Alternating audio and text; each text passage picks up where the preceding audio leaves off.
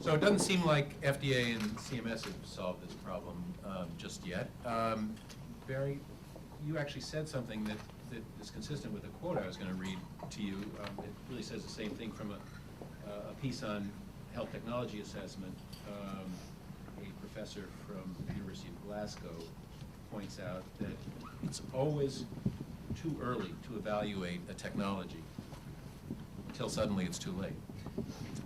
So if part, and this is what you alluded to, and I think Rob did too, part of the problem is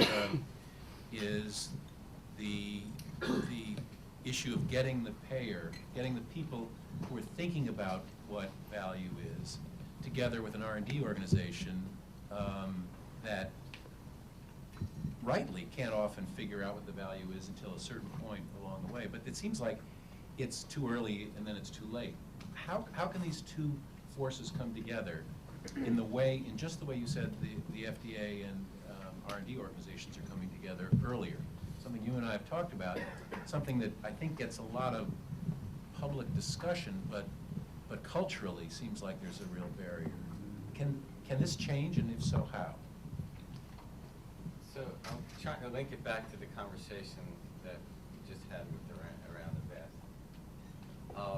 There's been a lot of talk of how one can develop conditional or staged approval so that one can define a limited set of outcomes that would get a drug out on the marketplace, but with commitments to do additional work. And so I think actually this discussion that we had was an extremely critical and important one, because this is one of the first examples of the agency actually making their decision on the basis of what they said was in fact a condition. I think that that the dialogue as to what are the relevant outcomes has to take place between the individuals and the groups that are going to be primary stakeholders here. There has to be a mechanism to identify the outcomes that people that they're willing to pay for, and the context in which that information is generated. So what I mean by that is there's increasingly a demand for clinical studies to become more generalizable. Okay, that the experiments that are done in drug development are in fact experiments that aren't relevant to the population at large that don't need the medication.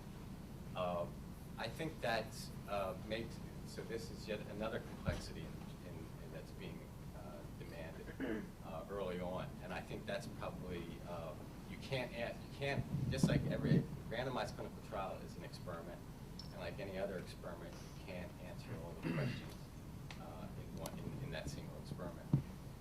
So that some of the answers will have to be deferred till later. The question is, which are the answers that are essential to obtain up front, and which can be first. We can talk more about that issue around efficacy and effectiveness later in the panel. But I think that's the dialogue. So can I? Yeah, let me just try to pin. I just want to go back to the question. There's still this issue of it's too early to evaluate it until it's too late. And just from a solution standpoint, is there anything you can suggest to this problem? And I think both Roger and I, and some things we've done, have heard that payers aren't really interested, except for Rob Epstein, in actually talking to organizations until you know much more, in which case it's often too late. And as you said, Barry, R&D organizations aren't culturally necessarily prepared to listen. So specifically, can you think of ways that actually this can be done more effectively? Would it take something like the equivalent of an SPA process with the FDA, only with payers? How can you see this happening? Well, other than a regulation, okay, under the guise of a regulation, I think that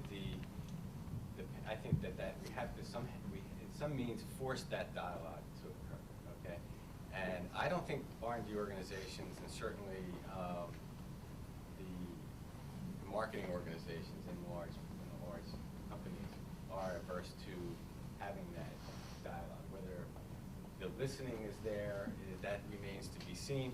But I think that they are reaching out. But these are early days. That's what I was saying in my introductory comments, that I don't think the mechanisms have evolved to ensure that that communication takes place. On the regulatory side, it is evolving. And in the PDUFA 5, there are set means of which regulators and the industry actually now have an opportunity, or in fact, by regulatory authority, will be meeting at various stages. That, the question is how to obtain that kind of information exchange.